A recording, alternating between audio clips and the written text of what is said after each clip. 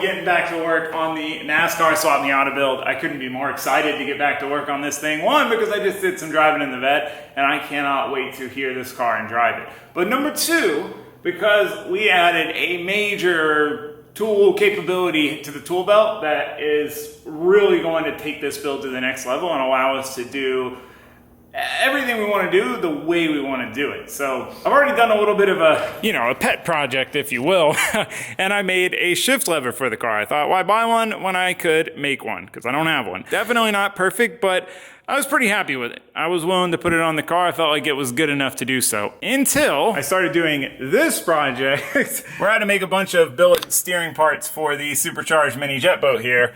And by the end of this, I had learned, as you would expect, a whole lot. And my standards went up. That shifter was not going to cut it anymore. So I made another one. Well, technically two other ones, because the first one we had a little bit of a bobble. Took a massive chunk out of it. So where did I put that thing? Oh, here it is. Concept was there, so I just remade it. And I've got it all finished up, ready to go on the car. But I have no idea if it's going to fit. If it's going to be the right height. I've never put it on the car. So before we get into the meat and potatoes, because we got a lot of projects to do, I want to install this. I'm going to see if it fits, or it's going to be a massive letdown. One way or the other, worst case, we'll make another one. Real quick, before we get too deep into it, get going up to full speed here, because I have a hard time stopping once I get going on a project. I want to talk to you about today's video sponsor, Better Wild. Now, this is an allergy supplement for dogs. Now, I have my dog, Ella, and I love her to the moon and back. She is just such a great dog. She's so good. All I want to do is make her happy. And that's the least I can do, is give her that happiness. And she has two things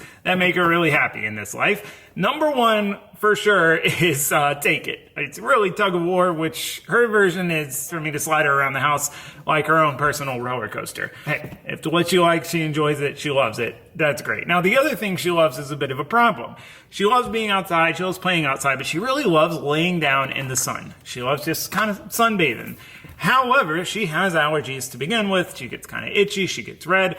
But it gets so much worse if she lays down and spends a bunch of time outside. The only surefire thing that worked was just stopping her from laying down outside. Because I know she's going to have to suffer for a week, 2 weeks plus just to do it, right? So it's been a constant struggle. I just want her to be able to enjoy her second favorite activity. And that is where Better Wild comes in. So again, this is an allergy supplement, but the thing is, it tackles the root cause, which is generally the gut. With dogs, the gut is really responsible for a lot of their allergy problems. And this being a probiotic, it helps not only strengthen the gut, but the digestive system. And that has a huge knock-on effect downstream. She licks her paws and she itches and she gets super red. And that is almost completely eliminated with me staying on top of giving her her Better Wild supplement. The best part is, she actually enjoys her supplement, right? This is not a chore to give her. She actually gets excited for it. So I can't tell you how good it feels to be able to do something that makes her happy and makes her life better. If you're a dog struggling with allergies and you're struggling to find a solution, I'm telling you, this is definitely worth a try. If you are interested in trying it out, go to betterwild.com/TaylorRayDEC for December to get an exclusive Better Wild offer. You can also use my code TaylorRayDEC, same code, TaylorRayDecember, at checkout, and it actually stacks on top of the already discounted price. So the only way to get it is through the link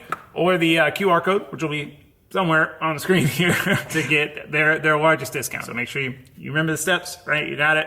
Write that down. Speaking of, though, I always try to play with her every night. And to have time to do that, I need to get back to work, because we've got a lot of work to do the next few days. I want to get everything done. So let's get to it. Well, I mean, it fits in the base. It's a little looser than I would have liked. I would have liked to make it a little bit tighter. The ugly duckling one was a little... Just worried it's going to be a little too tall. I might have gone a little overboard on the length. Gotta get my seating position roughly in position. There, well, come on. Get on there.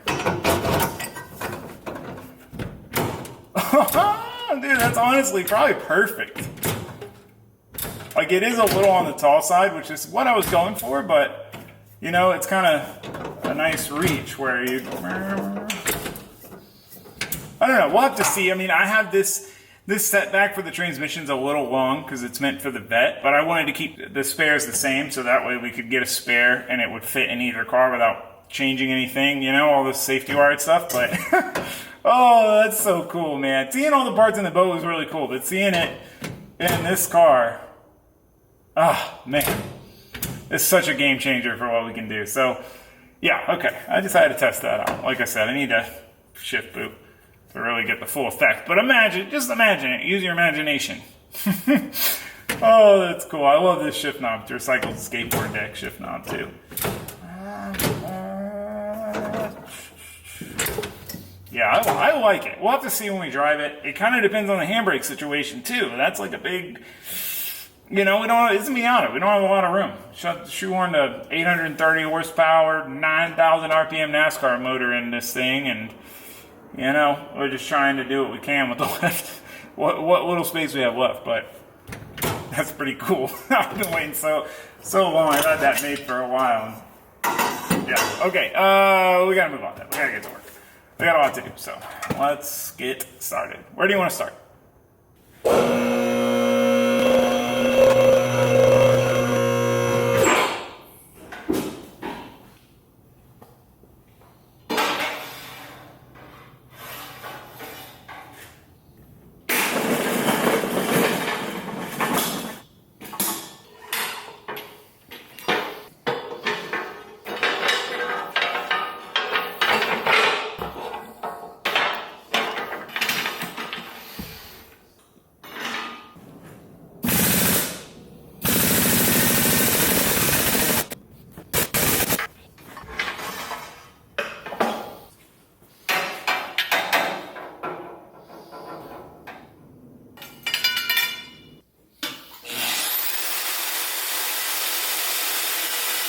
Oh man, I've had that portaband saw set up for years, and it's worked really well, but I did a bunch of shop upgrades recently, and that was at the top of my list, was getting a proper vertical bandsaw, and I still haven't found the right one yet. So I'm trying to make do with that one, but I haven't got new blades for it, because I plan on getting the proper one, and it's temporarily set up. It's kind of a mess, but basically, I finally have the material to finish up the tube structure for my transmission tunnel. I decided, you know, one of the main probably the top priority with this build is to make it lightweight and serviceable, and I decided to go with chromoly, but chromoly tube it's a little bit trickier to find. I mean, any sort of DOM or chromoly, it's tough. So anyway, point is, I ran out of material, and I finally got some more, so we can finally finish out the physical tube structure of the tunnel and finish it up. It's been a bit of a journey, so I don't have an actual tube notcher, you know, a drill style one, and I always imagined I would get one, but the belt grinder works so well that, you know, the difficulty is it's easy to mess it up because you're kind of doing it by hand. The benefit is you can kind of walk it in and do a little bit more, change the angle a little bit. It allows you a lot more control over the notch. So we got both of these notched, and I mean, don't get me wrong, it is easy to overdo it, and nearly overdid it on this one, but it fits, it ships. We can go ahead and try to weld it in and see about making some panels. This is the part I've been dreading the most of this entire tunnel project, so one thing at a time.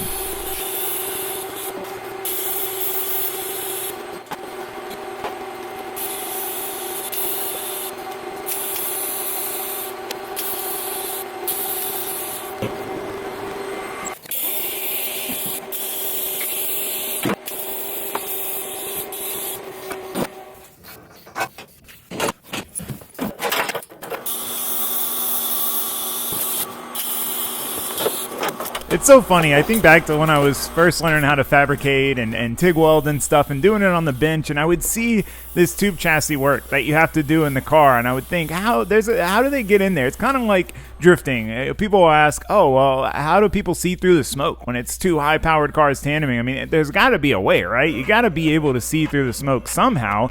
The answer is you don't see through the smoke. That's what makes it so tough. And it's kind of the same with this. You know, I always thought there'd be some way to get in there, some trick I just didn't know about. But I mean, you get in there, but it's not easy, man. It is tough to try to contort yourself to all these angles to try to get in there and get to it. But point point is, we got it done. We got those tubes welded in. I've been kind of dreading those because they're a little bit tricky and they're important, and this whole section's complicated, yeah, to say the least. So with both of them in, we've got to do the chassis cleanup, and this is where I kind of regret not realizing the scope of what we were going to do initially, and not having the car sandblasted or something to get all this gunk and grime off, because man, it is messy. It's messy to clean it, it's messy to weld it. It's not a good time, and we need it nice, clean, shiny, bright metal. So we got it cleaned off. My least favorite part, for sure, of doing this, but we got it done, so now we get to do the fun part of making panels and bead rolling them. And I'm really happy with how these panels have turned out. We did some cardboard. Everything seemed to be going well until trying to fit the panels here, because the thing is, when you do cardboard templates, it can move and bend a little bit when you might not realize it. And then when you transfer that to steel, it doesn't necessarily translate exactly one-to-one, doesn't necessarily fit the same. And we had some decent gaps, and we can't have gaps for these. These are really the most important panels on this entire transmission tunnel. So we got to use some more material, do some more CAD, and go again, and hope we get it right this time.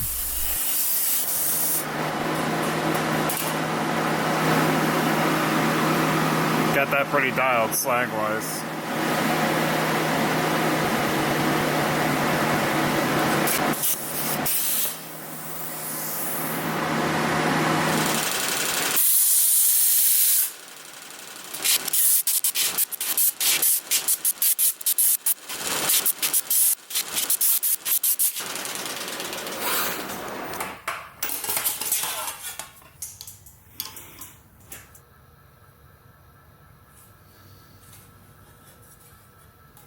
So I just finally got a bead roller not too long ago, built this stand for it, so it's still a pretty new area to me, and it's not something I would say naturally fits my skill set, but the tricky part about it is when you have to meet them back up. It's something I never really thought about before doing it. You've got to try to get those lines to line back up before you reach them. And if you do it in the straightaway, then, you know, it might have a little curve to it. If you do it in the corner, it's trickier.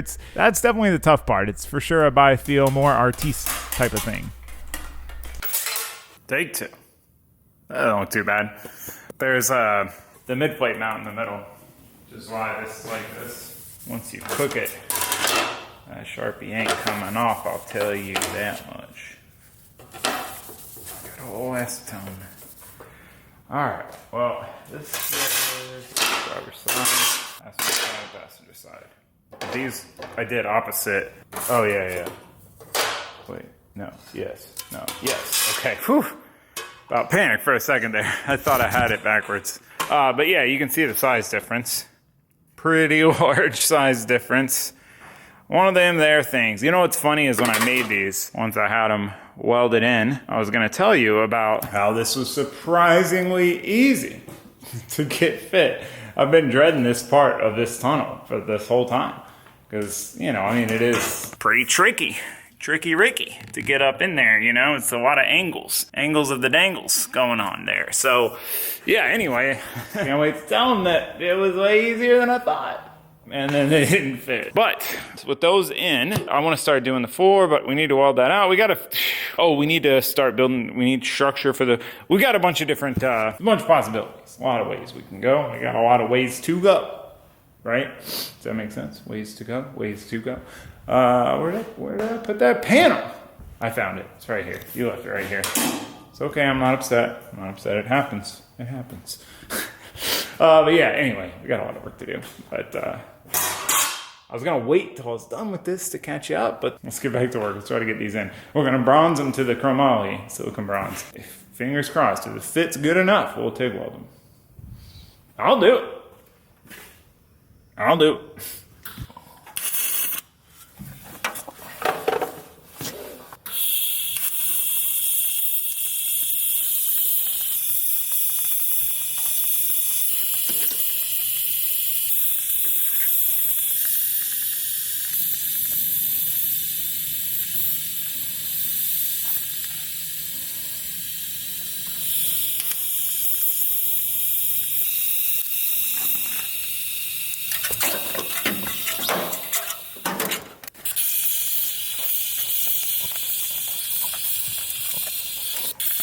So I have a bad habit, a problem of wanting to TIG weld everything. I got nothing against MIG welding, and I'm starting to like it more, but generally I'll try to TIG weld it because I'll convince myself that it doesn't take that much longer and I'll get a nicer result. But then I generally about halfway through, I regret that because it does in fact take that much longer. It takes a long time to TIG weld. Now in this case, we're going to dirty sheet metal, and that's kind of my one excuse I'll give myself to not TIG weld something is if it's to dirty old material of some sort, because it is just a nightmare because you really want clean material when you're TIG welding. And especially in this case, because we're using this silicon bronze, which really needs to be even cleaner for this to work well. So, I had no intention of trying to braze these out to the firewall, but I couldn't help myself. Couldn't help trying to braze them or at least TIG weld them. And it's going all right on the passenger side at least. And if we can get it done, it'd be pretty cool, because the process we're using here, this silicon bronze, it's very different. We're technically not welding these, we're brazing them, because when you weld something, you're melting the two materials together, and you're generally adding filler wire as well and melting that. In this case, if we're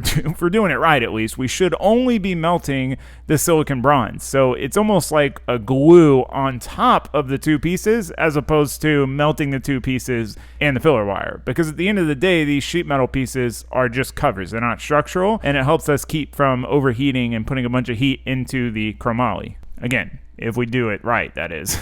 That's a big if. All right, well, I'm so glad I didn't jinx myself by saying that would be easy. Oh, I didn't say it, but I still jinxed myself, apparently. It was a little bit of a struggle, as always, welding stuff in the car, or brazing in this case. The only thing that's kind of frustrating is this one, I got the gaps a little better and was able to silicon bronze it the whole way around, whereas that one had enough gaps to where I had to MIG weld it. Doesn't really matter, you're not really gonna see it, but of course my driver's side one's not as nice as my passenger side one, but these things, solid. Really reinforce the firewall there too. Tube in, all that's good. Good and well. So I am pretty pumped to have that done, because I, again, have been dreading that. I'm also dreading a little bit the top one, but we've got to decide what we're going to do fuel delivery and ignition-wise on this before we can decide on that. If we do some sort of a cam sync, we still have to notch the firewall. Basically, our options are full fuel injection and ignition coils. In that case, we need a crank wheel, and we need a cam sync of some sort, which we'd have to make our own, or use the distributor hogged out, which would still require clearancing that. Option 2, carburetor coil packs.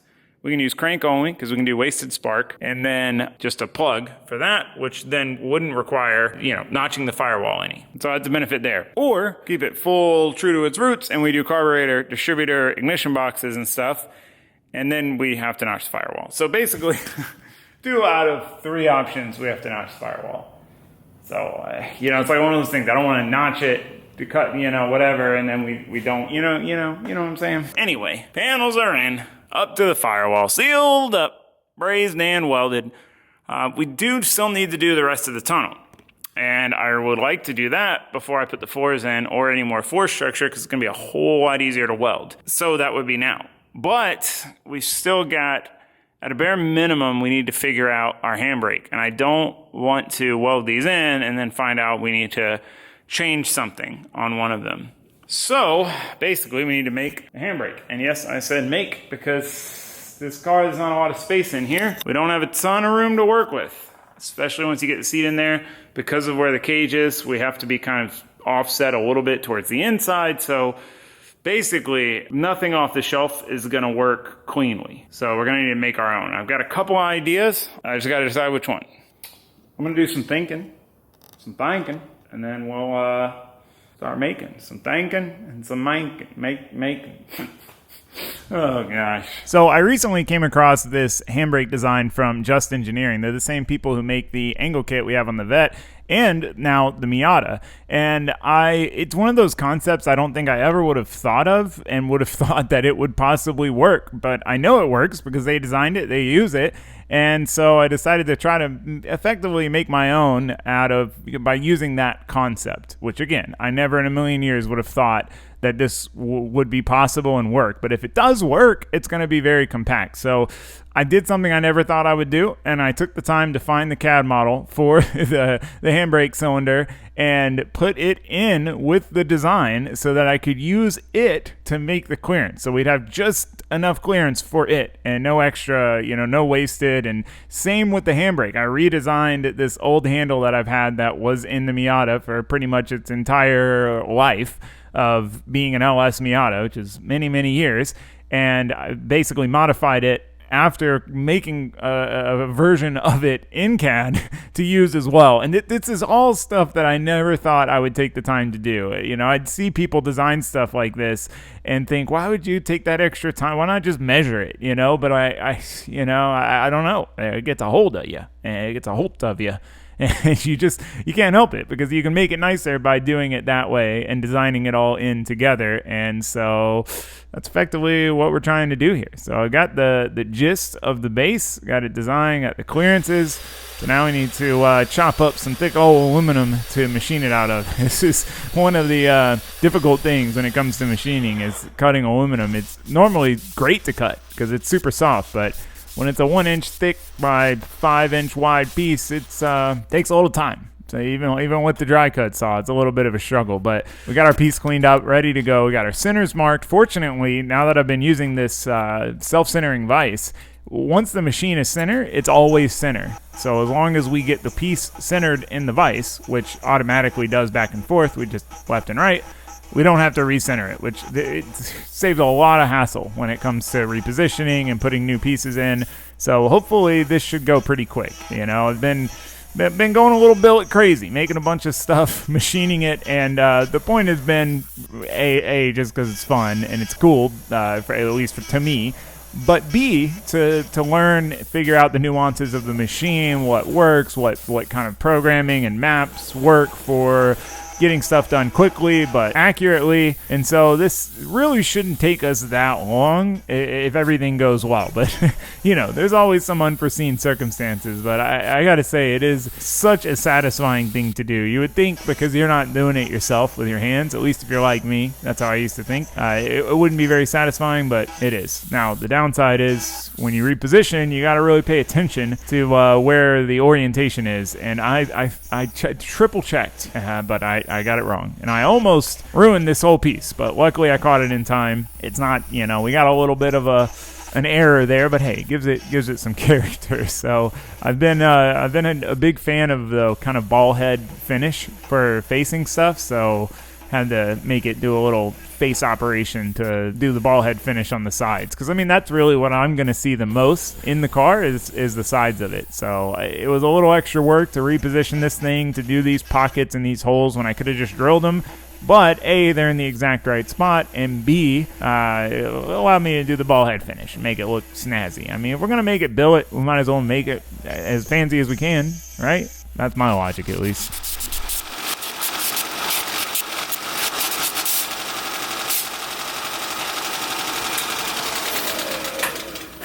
Check it out! Wow, I am pretty dang stoked on this little thing. It was a pretty quick project, and it's funny because this is my side, and this is the side we had the bottle. We were just talking about this. I was trying to make the driver's side nicer, if any, and I did this side first because I wasn't sure if I was going to get lazy and not do the reposition and stuff for this side. And yeah, whoops. But anyway, I'm pretty stoked on this piece. There's so much detail. Like, that's some billet-looking billet. I've dang seen it before. Oh man, the funniest part about this is I don't actually have the handbrake cylinder that I designed it around. Like, I never thought in a million years that I would be doing it this way. I would take that time to import the CAD model of something I don't even have on hand, instead of just eyeball measuring, It's weird. It's weird. I never thought I'd be this guy, but it's pretty cool to, with no physical things, just pieces made in CAD models make this. I had the handbrake, but even where it goes in, we have to machine it to that position. You know what I mean? That shape. But yeah, so yeah, I got to make something for the handbrake to attach to the rod end. Even that, I still got to order. It's so funny. Yeah, it's just funny. See, we got a scale model of our handle. Even the grip area. Now you can see this. This is what I did before. So a viewer sent me this a long time ago. I think I had it for a bit before I even could TIG weld aluminum, but I modified it in order to make it work for my plate setup. You see what I'm saying? It's not the nicest looking thing. This not so much. It's always bothered me. So we're gonna clean this up, machine it down to the right shape to fit in here. And then, yeah. I've talked many times now in the past few months of finally having some CNC stuff to be able to use about how long I wanted to be able to do this kind of stuff. And this is a good example of that. You know, when I got this handbrake, I was so grateful, and it's such a nice handbrake setup. But the idea of having to make something to attach it to the plate and everything that I had to make as well for the Miata, I remember thinking, oh man, this would be amazing if I could machine this, but I can't, so we got to do it by hand, and you see what the result of that is. So being able to do all this billet, it's kind of like finally following through on this handbrake handle with what I would have wanted to do all those years ago. So I had to design this little clevis mount attachment point for the rod end to attach to the handle. That's one thing we're going to have to add. But otherwise, we basically just got to clean it up and trim it down. But we need to get this piece made first and make sure it's all going to work and that the heights are going to work out and, you know, all of those things. I'm trying to get better about taking more time in CAD to put everything in there so then we can kind of see that way. But still, I'm you know, a bit of a skeptic, right? I got to see it. I got to see it firsthand. So anyway, we need to get this part machined, and it's just kind of lather, rinse, repeat at this point. You know, we've done quite a few pieces now, and it's only been a month or so that I've been machining stuff, but it's I definitely figured out what we can and can't do with this machine, and having the nice vise set up and getting all of that stuff improved to where it's all kind of stable and repeatable has helped a lot. So this one, it being as small as it is, it's not that complicated or time consuming to make. The downside is we have to machine all four sides of it. So we got to reposition 4 times and try not to mess it up, basically.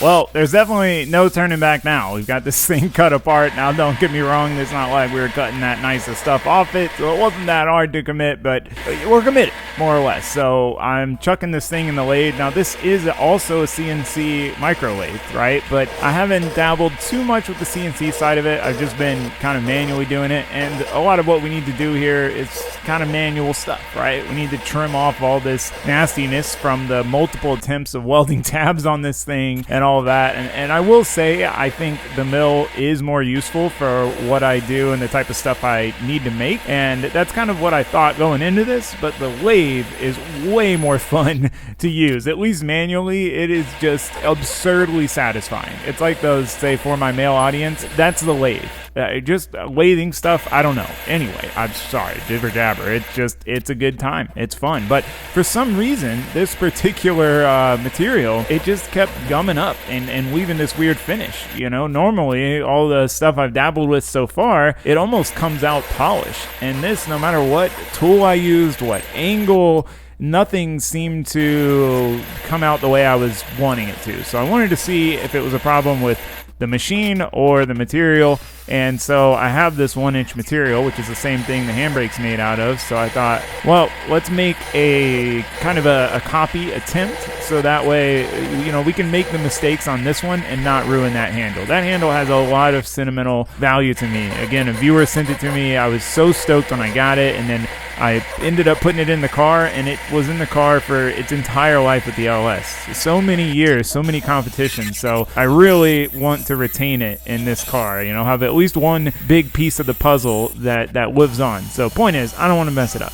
So we're going to use this as our kind of test bed, and that way, you know, worst comes to worst, we got an extra handle lying around if we want to make another one of these setups. So one of the things we have to do is machine the bottom of it down flat to fit in that area and give it that side support. And on this one, I did end up going a little overboard because of my measuring difference from 0. So again, good practice run so we don't make that same mistake on the main one. And, you know, worst case, it'll feel a little better if we have a backup one to fall back on if the main one doesn't work out. But I really don't want that to happen.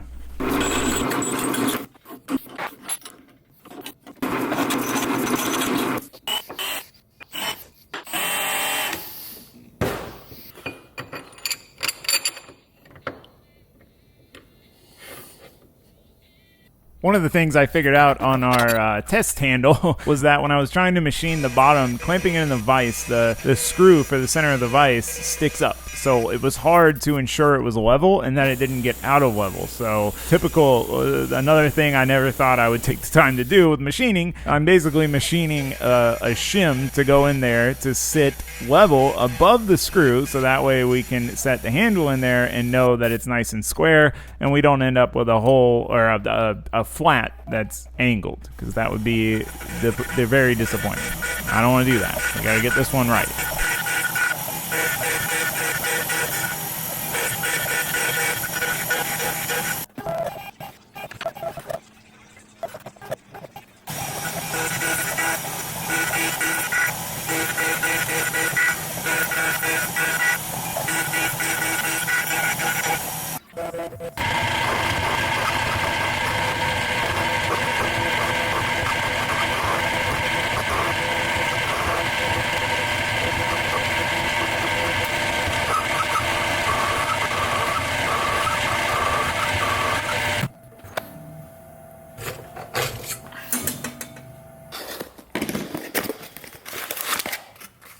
Now's the real moment of truth. Does this fit? Oh, that's crazy. That's so cool, because I used the model of this to effectively clearance this. Wow, that's so cool. Look at that. Perfectly fits in there and in there. Not that we need it to, but, you know, I don't know. It's kind of cool, I guess. Yeah, so this should thread on. It does. This is crazy. I mean, that's pretty much it, though.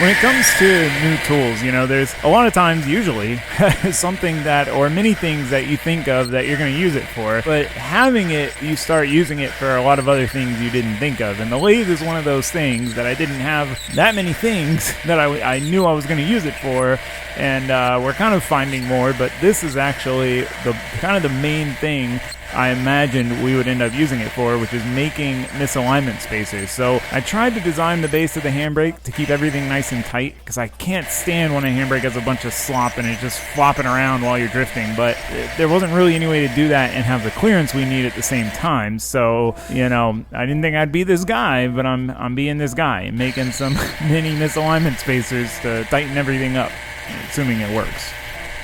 A lot of work for that. This little thing, but hopefully it does the trick.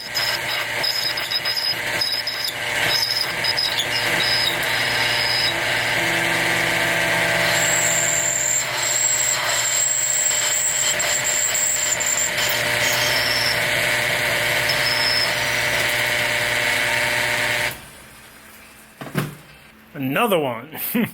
All right, so check it out. We've got basically two sizes, just a very small difference. So these go in like so, right? And then they go into the heim joint here. So now the heim joint can't rock back and forth too much, because these two go in there, and they can't go all the way in, so the heim joint can't go all the way out, basically.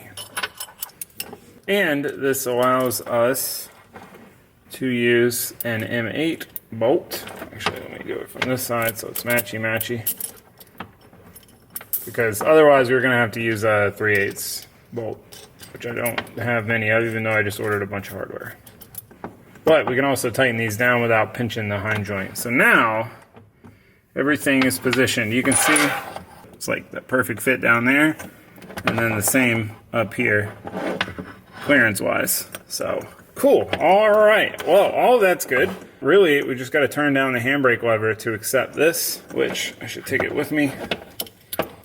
Man, I never expected myself to be going, you know, making little shims and spacers and stuff. Like, like that's crazy to me that I'm doing that, but it's kind of cool.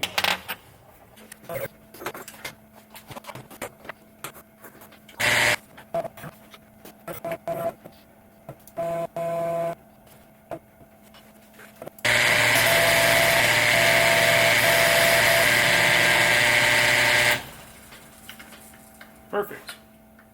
Look at that. Beautiful. Well, that was easier than I thought. Obviously, we gotta polish this up. But if you check this out, literally holds itself on there. Should make for some nice welding. This is one thing I was trying to avoid, was having to do any welding, but it's the only option to retain this handbrake and use this design is to do some welding. And it's just, it's a struggle because I spent a bunch of time machining it, but now it's up to me to, you know, use my hands and weld it and try not to ruin it. And this being so thick in such short runs, not making excuses, but yeah. Well, I biffed it a bit on the weld, unfortunately. It's not awful where I would want to redo it or feel that I have to, you know. It's okay. It's just a little bit of a bummer, but I mean, I think it'll clean up okay. So we got to polish this whole thing up. It cools off a little bit more. It's still a little toasty. But I mean, otherwise, in good news, look at that. Pretty cool. Pretty cool. So I've been on a bit of a polishing rampage lately because I got all this power polishing stuff, you know, tools to, you know, not have to do it by hand after polishing the Band-Aids up on the boat a while ago by hand, and it obviously took forever. And so I've been polishing all this stuff on the boat recently, and luckily made this a quick effort to polish this thing up. It's not as nice in the spots where we lathed it, but that was just one quick polish. So I think we can make it look real good. All right, well, here we go. Here's the moment. Got our little shims, spacer, misalignment spacers. Side note, I didn't want to use this hardware, but we need shoulder bolts, and wow! Okay, that's pretty crazy. To see it, we got the angle right. Let's check. Oh, yeah. I mean, that's like pretty much exactly what a normal handbrake would be for total travel. It might actually be a little less, which I guess that would be my one concern with this, because the Miata has pretty small rear caliper pistons, and the way you need to match the piston size in this with the piston size of the brake calipers. If we had like one single large caliper, we would need a much larger piston here for the same ratio. So the larger this is in comparison to those, like the less travel you need to do the same thing, but the more force it requires. So when you see those guys whose handbrakes pull weight really far, they have a really small cylinder. So this is the smallest one they make like this. So hopefully it works.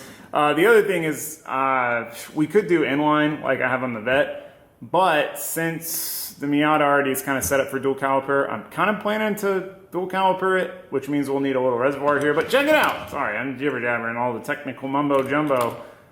Wow, that is crazy, man. That's definitely the most kind of complicated, everything has to fit just right thing I've designed so far. The actual parts and oh, wow. Wow. So yeah, something I do want to mention, as I said before, this is my take on the Just Engineering concept. So he sells them. I think he has some right now. His are, you know, like laser cut steel tubing. So it's honestly probably a lot lighter, because this is all solid chunks of aluminum. But anyway, it was his concept. I would have never thought to do this. And I just wanted to try to make my own just for fun and so that we can make it fit exactly how we want. And here we are. Wow, what a feeling, dude. I just can't get over it. I'm glad I sprung for the aluminum rod end because, you know, the little red touch in there is pretty neato. So yeah, anyway, oh man, sorry. I'm just so pumped on this. I can't believe finally together, a complete unit. You know, that was definitely a journey that I wasn't necessarily planning on taking, but I'm very happy with the result aesthetically, and like I said, but I mean, gotta at least kind of hold it up in there, see how it looks, right? Oh, so cool. We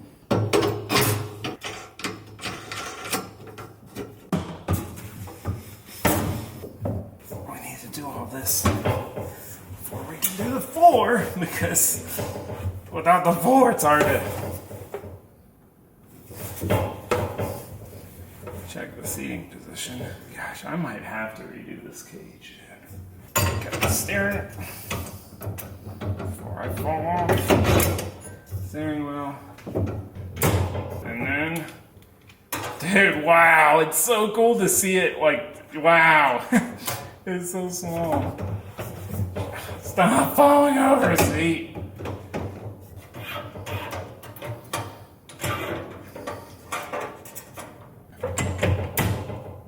That's a nice thing too, that the vet one with the tall shift lever like this, it makes contact.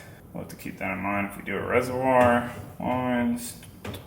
I was thinking I was gonna put it outside, but then it's gonna kind of be in the way of the steering wheel, you know? So we're probably gonna want it pretty much right on that bar. Obviously we're never gonna be in reverse drifting. I have to start doing the floor soon because I'm tired of this. Let me grab this side. Wild to see a shift lever that I designed and made. Not that it's anything crazy design-wise, but then the handbrake setup there, steering wheel, everything locates out nicely. If you look spacing-wise, we're good there. I am so dang pumped on this handbrake situation. Like, would you just look at that? The whole thing right there. No rod running to the back. I gotta worry about my elbow getting into nothing. Just whole handbrake. So, yeah, I'm leaning towards, honestly, just doing inline because it works fine in the vet. I don't have any problems with it. So I'll probably just do inline because it simplifies everything dramatically. And then we only have one line to the back. We would have our line from our pedal box, boom, in, line out to a part I want to make for there as a bulkhead to the back. One set of calipers instead of two sets that we have now. I don't know though, we'll see. We got some time before we got to make that kind of decision, but wow. I'm so freaking pumped on that. Yeah, the steering wheel too, like it's hard to get a reference because it keeps flopping over.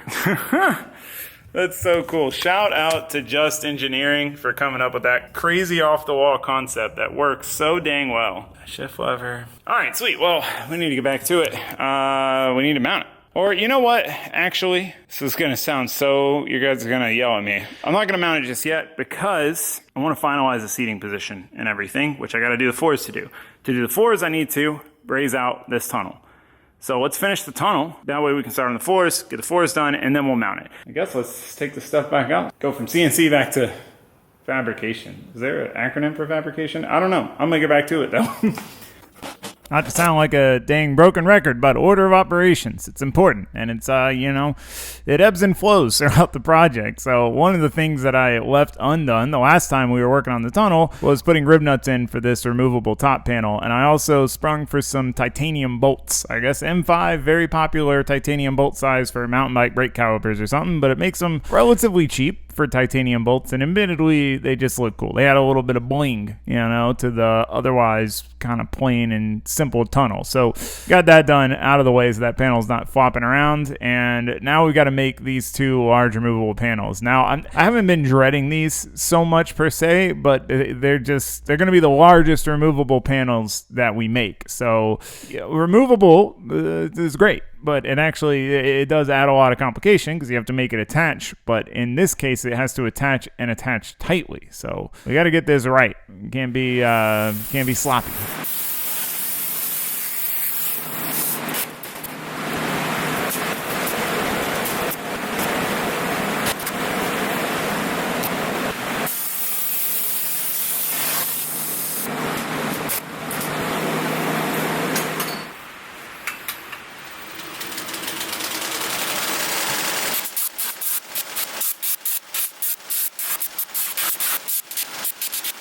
So the starter side panel, I admittedly have been dreading because it's got to have a big bump out basically to clear the starter. And when we ended up doing the tube, I had to let it be bent out a little bit to clear the starter comfortably. So we've got multiple compound bends to contend with, multiple angles, and we've got to clear the starter. So I decided regardless just to make it in 2 pieces, so that way we can make the main shape and then make the clear the starter piece, because I imagine it's going to take a couple of retries. But as I'm putting these panels in, Lazy Taylor, he's got an idea, and he's not letting this one go. Oh man, I mean, they're just clamped in here, but seeing these panels in here and seeing the tunnel finally nearly fully finished up is pretty satisfying. When we started this journey, there was a lot of unknowns for me on the tunnel and how we were going to do certain things. I knew we'd figure it out one way or another. There's a bunch of different ways we could do it, could have done it, but to see it fully come to life is, I got to say, it's pretty satisfying. I almost like the way this panel looks without the B-roll. Dang, grass is always greener. But yeah, so I'm Perfectionist Taylor and Lazy Taylor are having a bit of a scuffle over what way to go about doing this. And I mean, Lazy Taylor's winning.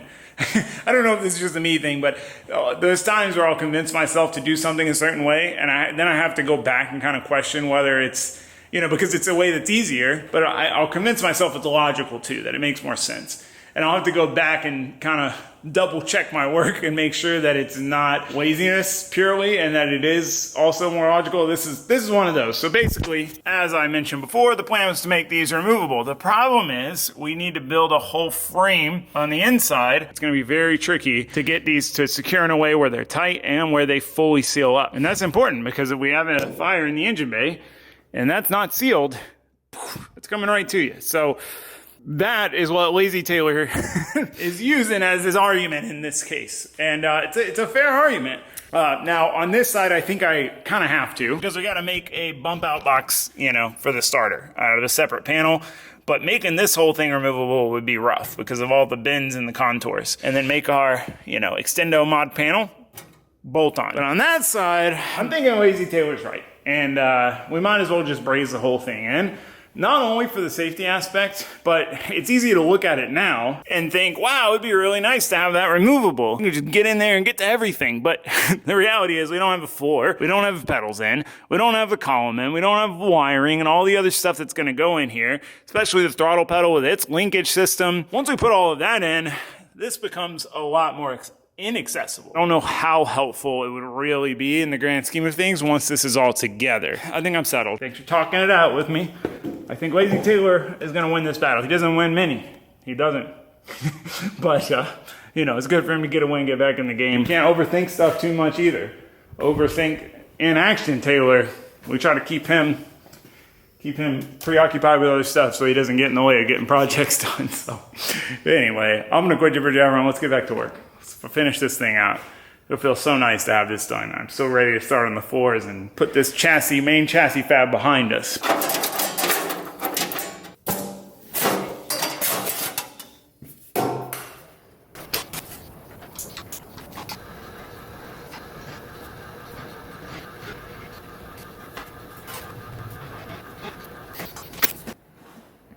That might be one of my better meetups.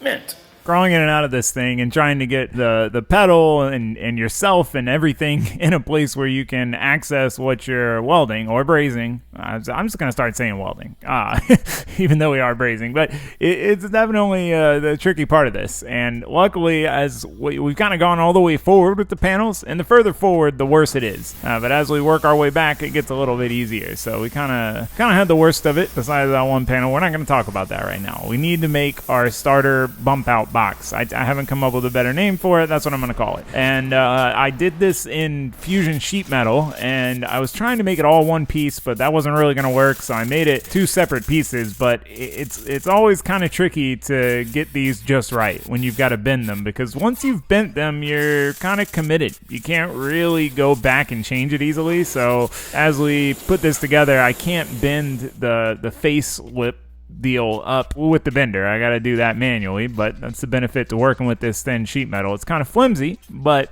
you know, it's easy to move it around. And unfortunately, the inside cutout ended up being a little too large. That's the downside to plasma cutting stuff, is it's got its own cut width, and you can account for that. So I tried to cut another piece and account for it one way, and then tried it another way, and really the first piece was the best option. So I gotta just try to make this work, or we've got to scrap it, throw it in the bin, and start over effectively. So I'm hoping it works.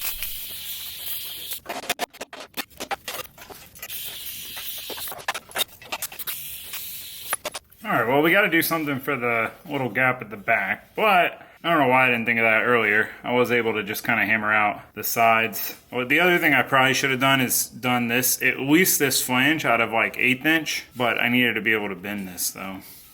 I'm gonna try to weld it up and just see how I feel about it. You know, might as well.